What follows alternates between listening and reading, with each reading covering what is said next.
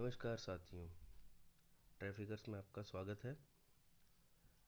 पिछले भाग में आपने हमारी कहानी स्वावलंबन को काफ़ी प्यार दिया, उसके लिए आप सबका धन्यवाद। और ईश्वर चंद्र विद्यासागर जी इतनी बड़ी शख्सियत हैं कि उनके बारे में हम लोग ऐसे कई कहानियाँ किस्से आपको सुना सकते हैं। तो उसी भाग में हमने सोचा कि क्यों ना आपको उनसे जुड़ी हुई एक और कहानी सुनाई जाए। बात उन दिनों की है जब बंगाल में काफ़ी सूखा पड़ा, लोग खाने पीने के लिए मोहताज हो गए। एक समाज सेवी होने के नाते ईश्वर चंद जी एक दिन बाजार में घूम रहे थे, लोगों की मदद कर रहे थे, उनकी परेशानियां सुन रहे थे। तो एक 10-12 साल का छोटा सा लड़का दौड़ के उनके पास आया और उनसे बोला कि बाबूजी मुझे चार आना। जो लोग नहीं जानते चार आना उसको 25 पैसे बोलते हैं, कि चार आना दे दीजिए साहब, हम लोगों ने 2 दिन से कुछ नहीं खाया और आपके इस चार आने से हम एक टाइम का खाना खा सकेगा मेरा परिवार। उस बच्चे की बात सुन के ईश्वर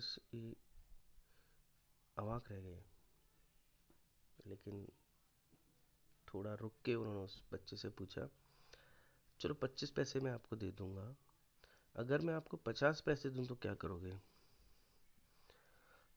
ये सुन के लड़के की आंखों में चमक आ गई। वो बोला, साहब 50 पैसे से तो हम 2 बार का खाना खा सकते हैं। ईश्वर चंद जी ने उससे फिर पूछा, अच्छा अगर 50 पैसे की जगह मैं तुम्हें 1 रुपया दूं तो क्या करोगे? कि साहब हम 3-4 दिन तक अच्छा खाना खा सकते हैं। फिर ईश्वर चंद जी ने उससे कहा कि अच्छा ये बता, अगर मैं तुझे 2 रुपया दूं तो क्या करेगा? कि साहब 2 रुपये में तो हम पूरा हफ्ता बहुत अच्छे से खाना खा सकते हैं।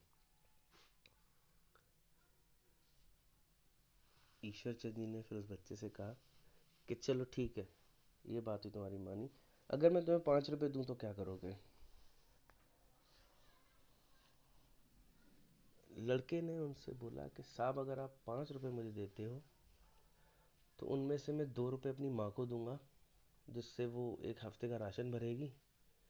बाकी 3 रुपये से मैं फल खरीदूंगा और फल की एक दुकान लगाऊंगा और उस दुकान से अपनी आजीविका चलाऊंगा। ये सुनकर ईश्वर चंद जी काफ़ी प्रभावित हुए। उन्होंने उस बच्चे को अपनी जेब से 5 रुपये निकाल के दिए और आगे बढ़ गए। बात आई गई होगी, काफ़ी समय गुजर गया। करीब 8-10 साल बाद उनका उसी रास्ते से होकर जाना हुआ,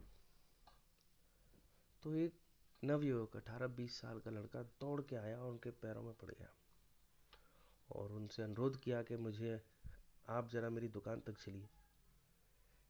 और उनका हाथ पकड़कर वो उनको अपनी फलों की दुकान पर ले गया। ईश्वर चंद जी ने उससे पूछा, कौन हो बेटा तुम? तो उस बच्चे ने बताया कि शायद आप मुझे भूल गए हैं, करीब 8-10 साल पहले की बात है, आपने एक छोटे से लड़के को यहाँ पर 5 रुपये दिए थे और मैं वही लड़का हूँ। ये मेरी दुकान है और आपके दिए उन्हीं पैसों से आज मेरी जीविका चल रही है।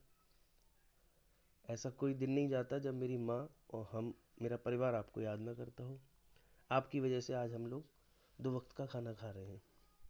अगर उस दिन आपने मेरी मदद ना की होती, मुझ पर भरोसा ना दिखाया होता, तो शायद आज हो सकता है मैं भीख ही मांग रहा होता। लेकिन आपने मेरी बात पे भरोसा करके मुझे 5 रुपये दिए और आज उसी वजह से मेरा परिवार चल रहा है। दोस्तों, ये छोटी सी कहानी है, छोटा सा किस्सा है, लेकिन दोनों तरफ से हम अगर इस कहानी को देखें तो ईश्वर चंद जी की तरह अगर हम अपने हाथ से किसी की मदद कर दें, ये सोचते हुए, उस पर विश्वास रखते हुए कि आदमी जो कह रहा है शायद करके दिखाए, तो ठीक है, हो सकता है भगवान ने हमें उसकी मदद करने के लिए एक जरिया बनाया है। और दूसरी तरफ उस लड़के की तरफ से हम देखें अगर, तो उस लड़के ने मेहनत की, अपनी जो बात कह के उसने उनसे उधार लिया या जो भी पैसा लिया, सहायता ली, उससे उसने वो करके दिखाया जो उसने उनसे वादा किया था। वो लड़का चाहता तो उन 5 रुपए से कुछ दिन अच्छा खाना खा सकता था, उसके बाद फिर किसी और से पैसे मांगने निकल जाता, लेकिन वो खुददार लड़का था, उसने अपनी बात को माना और जो कहा वो करके दिखाया। तो बस भगवान ऐसे ही एक मौका देता है हमें किसी की मदद करने का, या किसी को भेजता है हमारी मदद करने के लिए।